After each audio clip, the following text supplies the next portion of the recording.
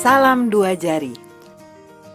Reformasi yang mengantar kita ke era demokrasi telah berjalan 16 tahun. Tetapi, apa yang kita capai masih jauh dari yang semula dicita-citakan. Kita geram melihat tradisi-tradisi Orde Baru terus berlangsung hingga sekarang, bahkan menjadi-jadi. Semua itu masih berlangsung, bahkan semakin menjadi-jadi di alam Indonesia yang katanya reformis ini. Mengapa bisa begitu? Persoalannya, reformasi yang kita jalani sejak 1998 baru sebatas perombakan institusi. Kita telah mengamandemen Undang-Undang Dasar 45, membentuk sejumlah komisi independen termasuk KPK, mewujudkan otonomi daerah, memperbaiki berbagai undang-undang, serta melaksanakan pemilihan umum secara berkala. Reformasi yang sebatas menyentuh faktor kelembagaan tidak cukup untuk mengantar kita ke arah cita-cita reformasi dan cita-cita proklamasi 45. Hanya membangun Indonesia secara fisik, membangun gedung tinggi, jembatan, jalan tol, dan sebagainya tidak akan bisa membawa masyarakat Indonesia menuju kemerdekaan yang sejati dalam keadilan dan kemakmuran. Karena itu, kita harus melakukan koreksi segera. Kita harus melengkapi proses reformasi yang sudah berjalan dengan revolusi mental. Dengan revolusi mental, kita kikis habis mentalitas warisan Orde Baru. Kita berantas korupsi, bukan sekedar menangkapi orang-orang yang korup. Kita mengembangkan sistem dan budaya tidak korup. Kita harus bangun toleransi dan harmoni. Kita hilangkan sifat rakus. Kita kembangkan budaya dialog dalam memecahkan masalah.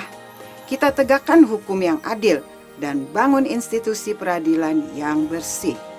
Kita tutup rapat ruang gerak bagi para oportunis. Dengan revolusi mental, kita sadarkan bangsa kita yang besar ini bahwa modal utama kita untuk mencapai kemajuan sebuah masyarakat yang adil dan makmur adalah manusia. Ya, modal utama kita adalah manusia, bukan kekayaan alam. Dan hanya bila mana manusia Indonesia memiliki mentalitas yang kompatibel dengan perkembangan zaman, Indonesia akan maju dan menjadi bangsa yang memimpin dan menjadi tauladan dunia. Manusia Indonesia harus berubah dari bersikap pasif menjadi aktif, dari pesimis menjadi optimis.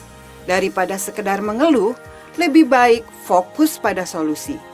Dari malas-malasan menjadi giat bekerja, dari mudah menyerah menjadi pantang menyerah, dari berorientasi hasil menjadi berorientasi proses, dari sekedar menjadi penonton menjadi pelaku. Manusia Indonesia harus berdaya. Untuk itu dibutuhkan mentalitas baru dan kita harus menggelorakan revolusi mental. Jokowi telah memulai revolusi mental ini dari dirinya sendiri. Ia menjadi panutan.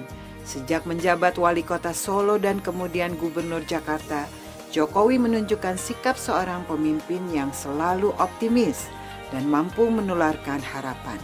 Ia adalah pemimpin yang mendengar masyarakat, menawarkan solusi, dan memberi bukti bahwa apa yang semula sekedar impian, harapan, keinginan bisa terwujud dengan cepat.